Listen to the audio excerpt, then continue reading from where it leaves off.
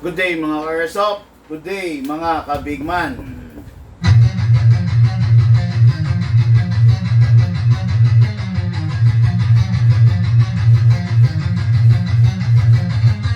Magsatabi sa daan, huwag kang babangga. Papasok si Big Man, may dala na banda. Minsan siniraan, pero di pinansin. Toxic vibes, bro, di yan sa amin. Nagka-problema, bumangon pa rin. Laban lang kahit ilang saglit. Dito sa Big Man, solid ang galawan. Tunay na negosyo, hindi lang yabangan. Customer namin laging satisfied.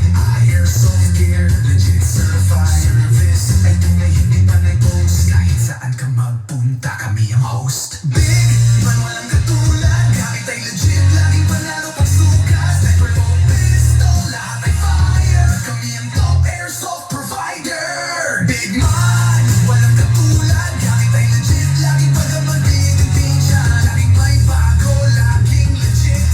Big Man rules, wag kang bitter, kid. Big Man, walang katulad. Gamit ay legit, laging panalo pag sukat. Sniper o pistol, lahat ay fire. Kami ang top airsoft provider. Kalat ang inggit, pero hindi sila makalapit. Try to copy, pero fail ang gamit. Boom, boom, pow, pag nagpaputok, parang Pit Viper. Di naman yung pagkandog, kasi sila makalapit. Try to copy, pero fail ang gamit. Boom, boom, pow, pag nagpaputok, parang Pit Viper. Di kami patok-tok. Customer happy, service tight. Walang scammer, we do it right. Lift your game up, don't be a joke. Big Man blazing, lahat ay woke. Big Man, walang katulad. Laging on point, parang sa barilang lakad. Rush fire, deals tighter. Big Man, airsoft sniper. Sa presyong tawa, sa gamit na solid. Panalo ka palagi, di ka magiging biktima, kid. Big Man ang pangalan, tandaan mo palagi. Sa airsoft game, kami ang hari.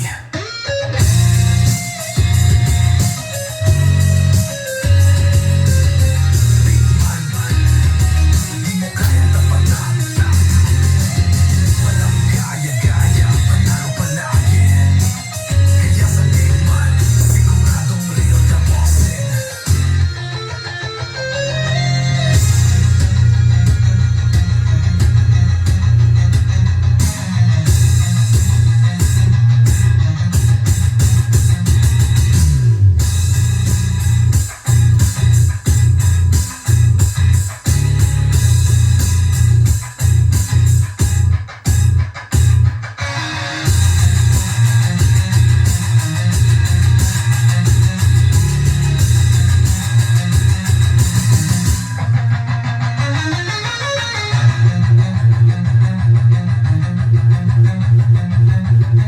Big Man, mukha yang tapatan.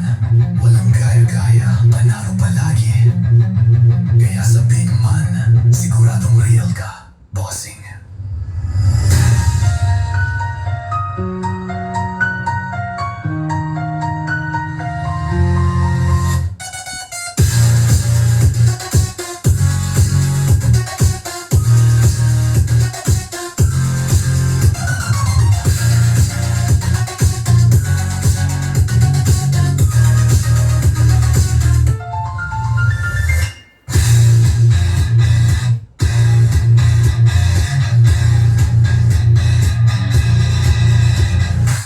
Oy, good afternoon.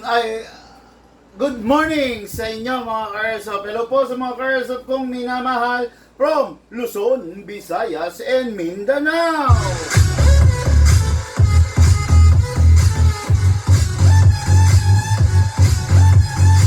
Hello po sa inyo mga ka-airsoft, mga construction worker, mga security guard, mga doktor, mga senador, mga congressman, mayor, governor, etc. etc. Lahat ng estado ng ating mga ka-airsoft sa buong Pilipinas. Maraming salamat. Linggo ngayon ng umaga, magkakasama po tayo.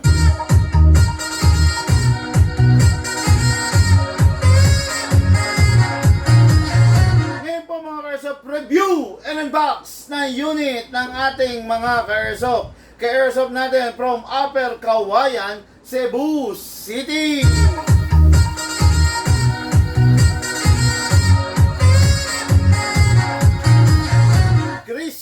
Christopher Ocaba, Upper Kawayan, Sambagdos, Cebu City.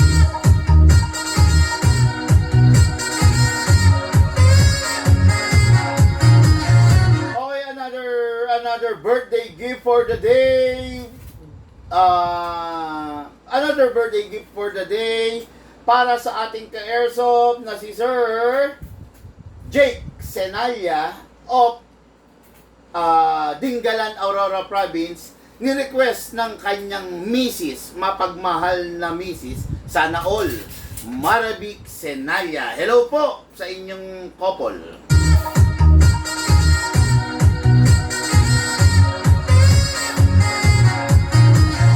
Okay, unit natin ka-airsoft. Number 1, Christopher Ocaba is the 2011 High Kappa by the SRC. What is good and special about this unit?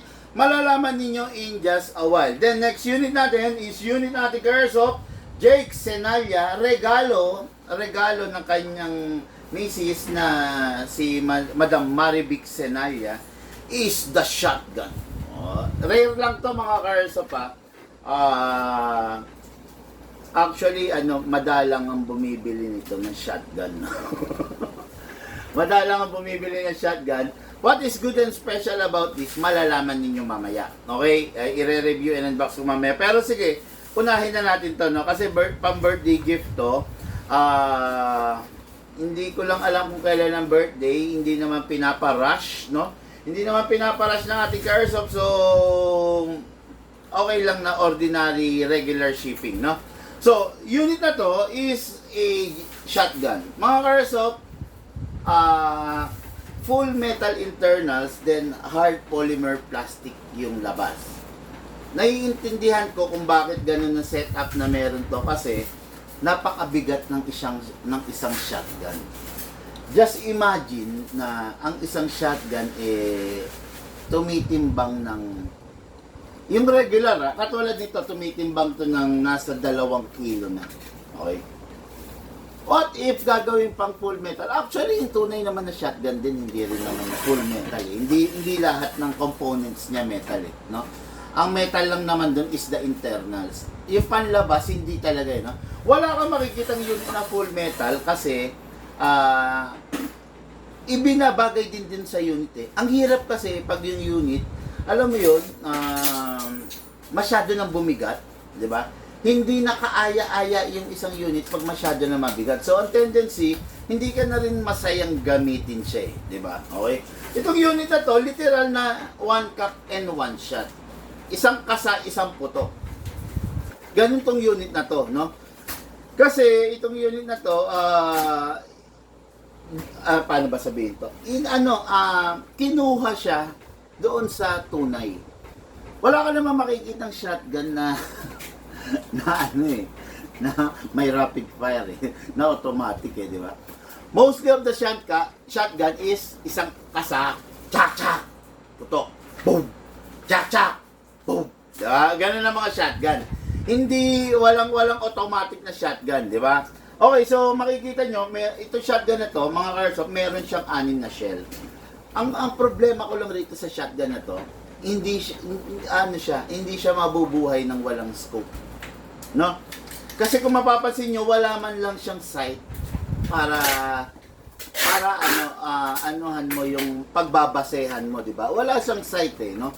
So, yun ang problema ko rito sa klase ng shotgun na to, no? Wala siyang sight na nakaabang, talagang kailangan umasa ka sa scope. Well, in fact, mas maganda rin naman talaga kasi ang may scope. Mas madali ang mga bagay-bagay pag naka-scope. Okay? Ito shotgun na to, literal na 1 cup and 1 shot, makikita nyo, meron siyang 6 na shell.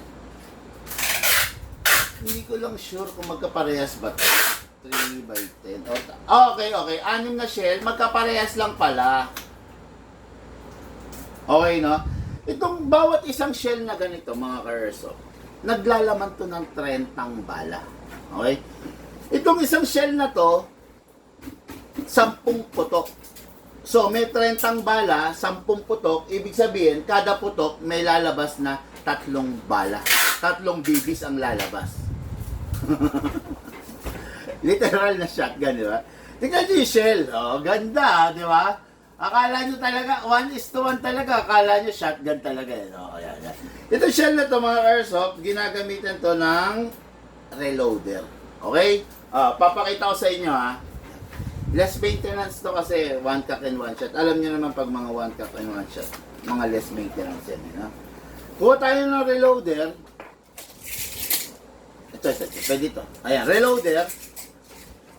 Itutusok natin dito. 10 ang 30 ang malalaman ng isang shell. Good for 10 shots ang isang shell. Okay? Meron siyang 6 na kasama. Ayan. Okay, may 6 na kasama siya ha. Sige. Lagyan natin ng bala ito. Pump lang tayo. Ayan. Ayan. Ayaw. Nagbara. Ayan. Pump mo lang para pumasok yung ayun na. Puno na siya. No, 30 bala ang malalaman nito 30. Ngayon kada putok tatlo ang lalabas. Okay? Ang ganda niya, oh. Ayun. Tapos hindi magazine type to. Okay? Ayan, meron siyang binubuksan dito. Ayan, oh. Ayan, to.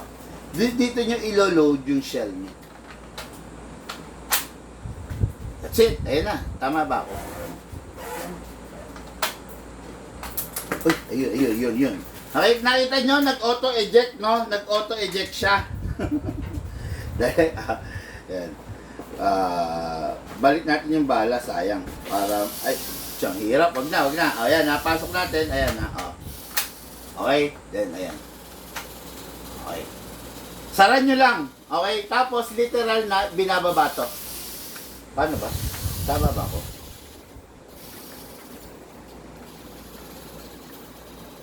Ba't tayo mababa? Putsang hirap ah. Dali ah. Mukhang may mali ako eh. Asa ba safety nito? Ay, tatanga naman big man. Nakalak pala. Okay na ito. Pasok natin to. Okay. Ito, kasa natin. Oh, di ba? Oh. Grabe.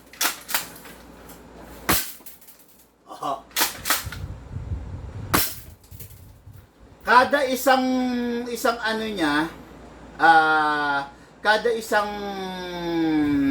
ano ba to? Kada isang putok niya, 3 balang lalabas. Kung nakikita niyo lang yung warak sa ano natin, sa target natin, medyo iharap mo kaya ron para makita nila yung warak. 3 bala, mas malapit ang target mo, mas nakakompress yung bala. Mas malayo yung target mo, mas umaano yun, mas kumakalat. Okay?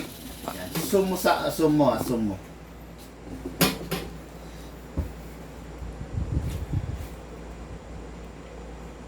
Yan. Sige, assume mo. Yan. Sige, habang nagsusum ka, magpapalit muna, maglo-load ako.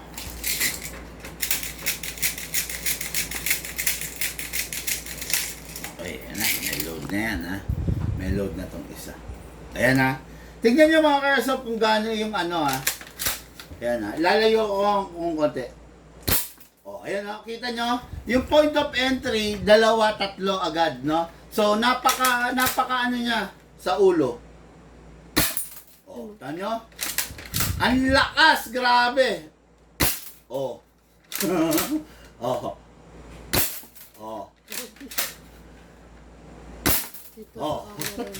Iba yung putok niya, no?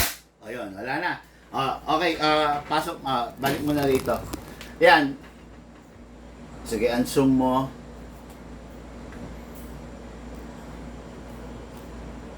Dito. Yan. Okay.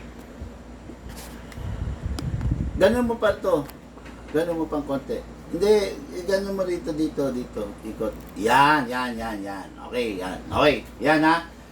Pag papalitan nyo na ng bala, ito, may hahatakin lang kayo rito, bubukas to, eject yung shell. Ayan, no? Ayaw, hindi siya nag-eject. Ayun, eject ng konti, ayan, no? Ayan. Aalisin nyo lang yan, tapos, maglo-load ulit kayo. Ayun. Okay.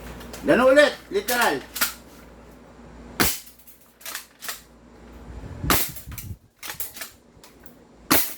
Nakakatuwa kasi kada putok niya 3 bala. Ang laki ng damage na nagagawa nung unit doon sa target, no? Talagang literal na ano eh, literal siya na alam mo 'yon, sabog siya oh. Oh. Grabe, ang lakas niya mga ka-airsoft, no? Hindi ko lang masabi, hindi ko lang ma-chrono test, pero ang chrono nito is around 480. Imaginein mo, merong tatlong bala na 480 na babaon sa'yo. Napakasakit po nun. Okay?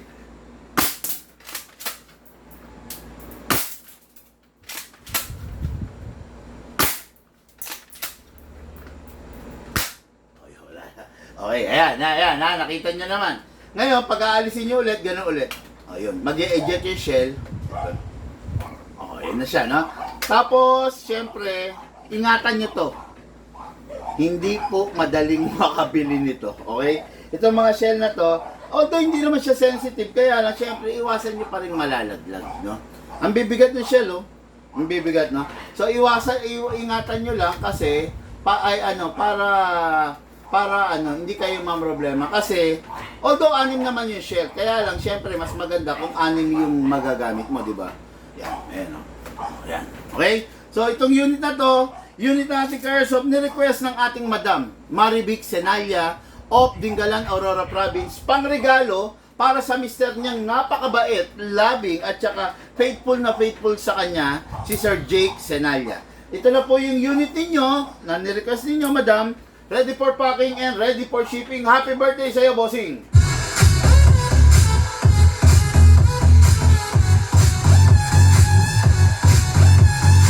Okay, ito na po. Yung unit, mas maganda, huwag nyo pong itatabi ng nakakasa para po hindi manghina yung spring. Tapos, syempre, iwasang malaglag. Napakaganda ng unit, pang display, panggamit, pang araw-araw. Nasa sa inyo na po, ingatan nyo lang na huwag maitatabing nakakasa kasi pwede pong masira yung unit. Okay? So, ito na yung unit. Okay, next unit natin. Unit natin ka-airsoft, Christopher Ocaba of Sambag, Cebu City. Sambag 2, Cebu City. Okay.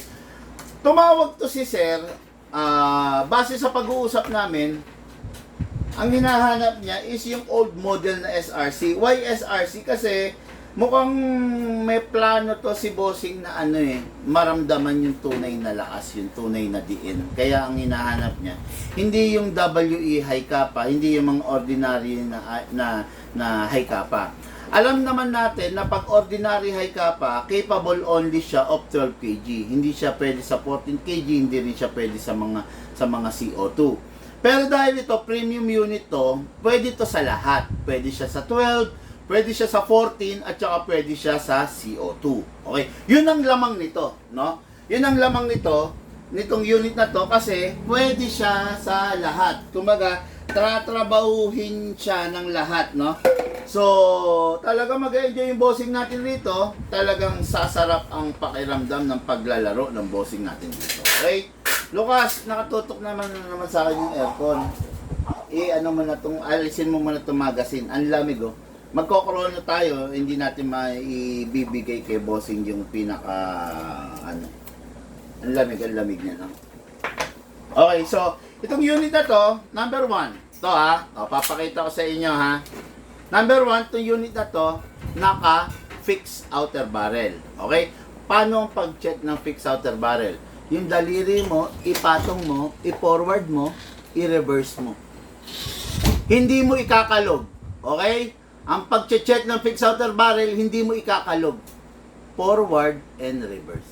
Yun ang pag-check ng fixed outer barrel, ha? Hindi mo ikakalog ng taas-baba, hindi mo ikakalog ng kanan-kaliwa. Ang baril natin, pag pumuputok, forward and reverse. Hindi kumakanan, hindi tumataas-baba yung baril natin.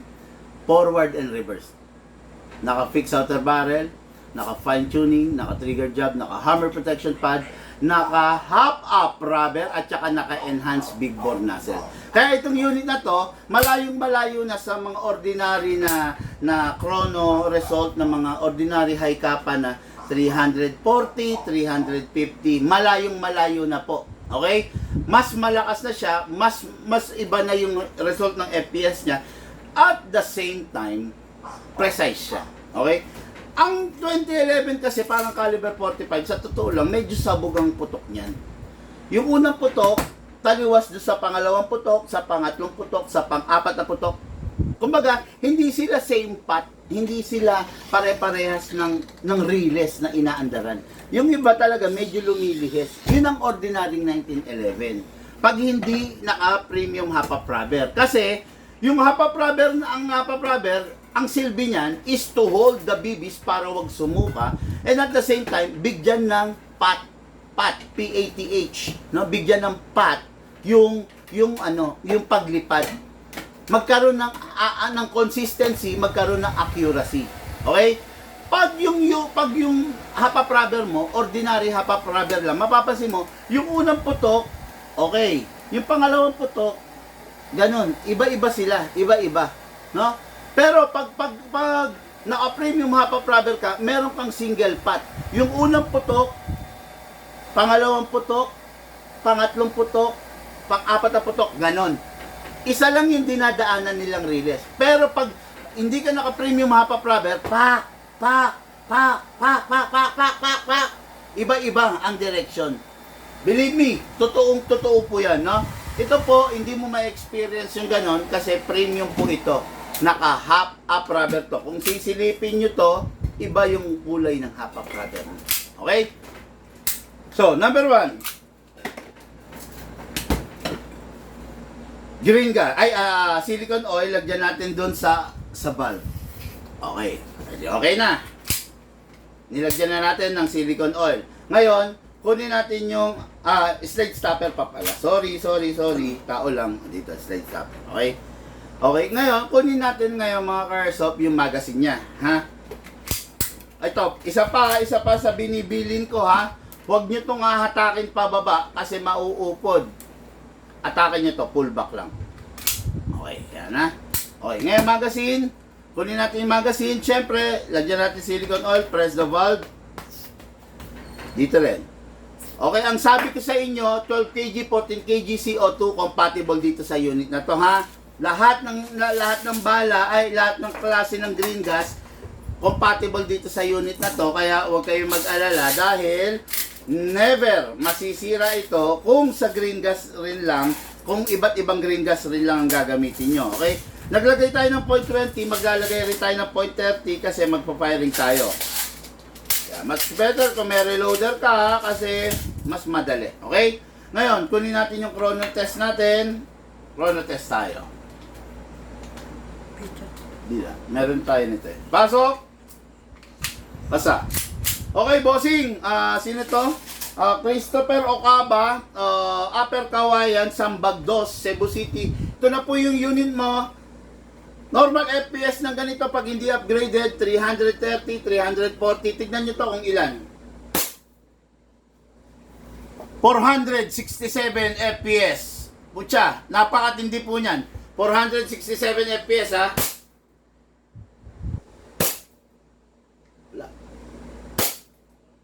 453 FPS. Napakasarap mga Caresoft.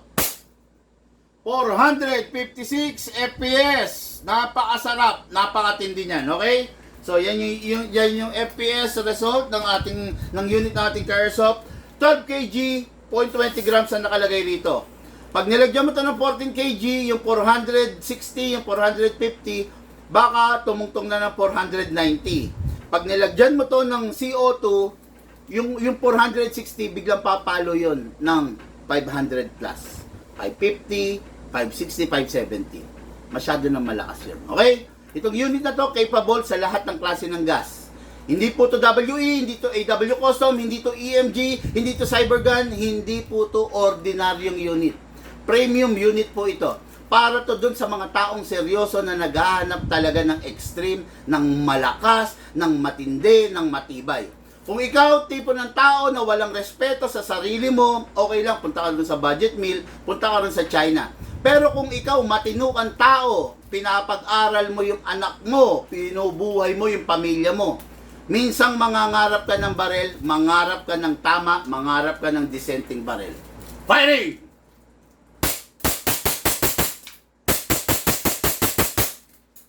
Open slide.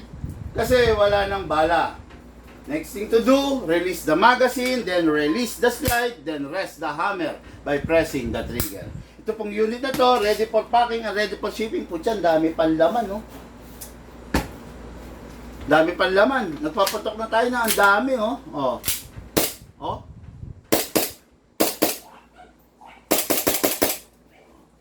Dami pang laman, no?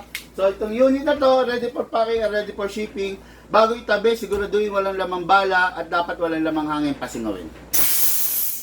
Kita nyo, ang dami naman, no? Okay po.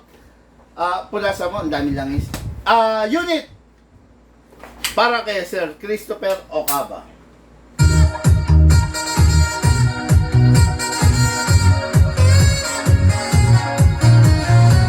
Sa mga nag-share po ng ating live video, maraming salamat po sa pagtugon ninyo sa aking pakiusap. Sa mga hindi pa po nag-share, pa-share po ng ating live video. Napakalaking utang ng loob ko po sa inyo ang inyong pag-share, ang inyong pagko-comment, ang inyong pagla-like at inyong pagsa-subscribe, no? Maraming salamat po sa inyo. Makakabawi din po ako sa inyo. Okay? Kung talagang isang legend ka ng Big Man, pa-share po din natin live video. Mga Karsop, lahat po tayo nagmula sa iba't ibang larangan, pinagbuklod, pinag-isa, ng iisang libangan. Yun po ang paglalaro ng Airsoft, patid po sa inyo ng inyong lingkod, Big Man.